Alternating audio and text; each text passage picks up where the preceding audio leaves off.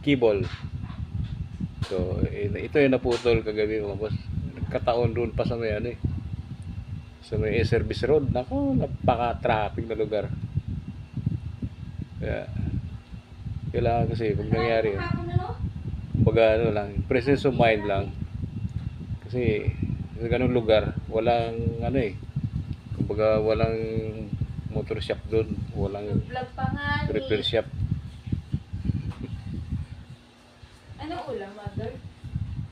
Kaya nilakasan ko lang ang loob ko kasi may drop pa ako papuntang Muntinlupa kagabi.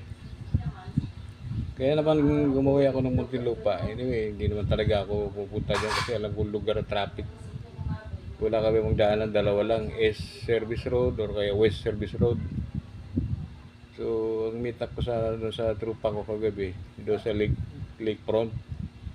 So, nandun lang naman ako. Malapit na lang, wala na 1 kilometro, lakefront na sana Yung nga lang, naputol yung aking accelerator cable. Ito.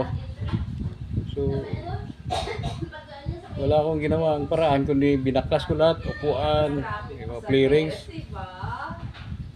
Kinalkal ko doon sa sa ilalim kasi yung motor kasi natin is dalawang cable yan, reverse at saka yung yung accelerator cable.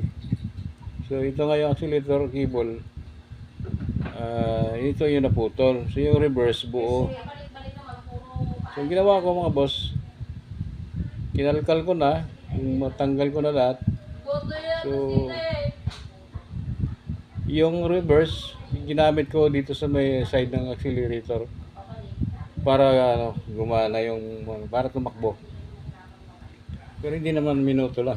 Almost ilang oras din para gumawa Tiyagaan mo lang talaga. Kasi bilang motorista sa kalsada, kailangan lahat ng mga natutunan natin i-apply natin. Tulad yan nasa bingit ka ng oras ng may drop ka pa.